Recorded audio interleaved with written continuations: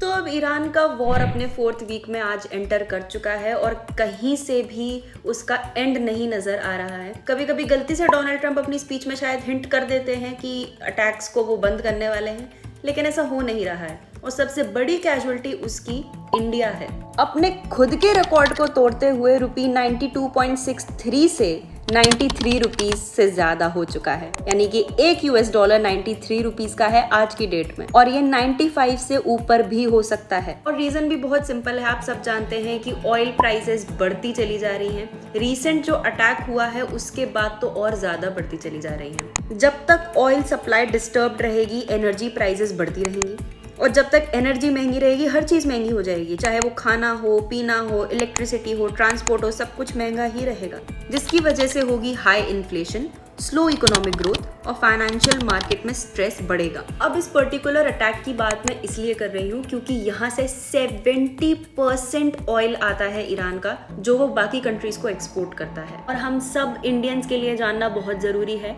क्योंकि भले ही केवल प्रीमियम पेट्रोल है उसका प्राइस महंगा हुआ है, लेकिन कल नॉर्मल पेट्रोल का भी हो सकता है। और किसी भी तरीके का कॉन्फ्लिक्ट हो, सबसे बड़ा रोल होता है मिस इन्फॉर्मेशन का। आपने रिसेंटली सुना होगा कि इजराइल की लीडरशिप नेतन्याहू मर चुके हैं, जिनकी वीडियोस फेक सर्कुलेट किए जा रहे हैं, एआई डीप फेक बनाए जा रहे हैं, जिसमें कहा यह जा रहा है कि कहीं उनकी एक छठी उंगली दिखाई दे रही है, कहीं वो बात ढंग से नहीं कर रहे हैं, कहीं कॉफी का दाग नहीं दिखाई दे रहा है। तो अब इसके सर्कुलेशन को तो ऑलरेडी बहुत टाइम हो चुका है, आप भी जान गए होंगे। उन्होंने वीडियोस अपने डाले हैं, अपने ट्वीट्स को डाला है, वो अपने सिटीजन से मिल रहे हैं, ही इज अलाइव। अब डोनाल्ड ट्रंप के ट्वीट पे आ जाते हैं, जहाँ पे उन्होंने स्पेसिफिकली अपने ऑटोमेटिक एलाइज को बोला कि आप अपनी शिप्स लेके आओ, हमारी हेल्प करो हॉर्मुज में, और हमें अपने एयर बेसिस को यूज करने दो। और इन सारी कंट्रीज ने नॉन अलाइनमेंट को अडॉप्ट कर लिया, कि अब ऑब्वियसली सारी लीडरशिप अब देख चुकी है कि कैसे ईरान एक स्ट्रेटेजिक मूव खेल रहा है।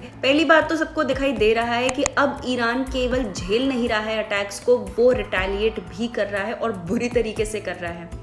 दूसरा, उन्होंने जो स्ट्रेटेजिक मूव खेला कि अगर आप यूएस के डायरेक्ट एलाय नहीं हो तो हम आपकी शिप्स को जाने देंगे, जैसे कि इंडिया को जाने दिया। तो अब सब ने यही कह दिया कि हम अपने नेशन के इंटरेस्ट को, हम अपने देश को पहले रखेंगे, उसके इंटरेस्ट को पहले रखेंगे, तभी हम सोचेंगे कि हमें अब इस वॉर में डायरेक्ट पार्ट लेना है या नहीं लेना है। तो अब ये वॉर केवल बॉर्डर तक नहीं रहने वाला है, ये इंफॉर्मेशन वॉरफेयर बन जाएगा। एनर्जी क्राइसिस ऑलरेडी है और हमारी इकोनॉमी अभी इतनी स्ट्रांग नहीं है। तो सबसे बड़ा question for us Indians is कि हमारी इकोनॉमी क्या ऐसे वॉर में स्टेप इन करने के लिए तैयार है।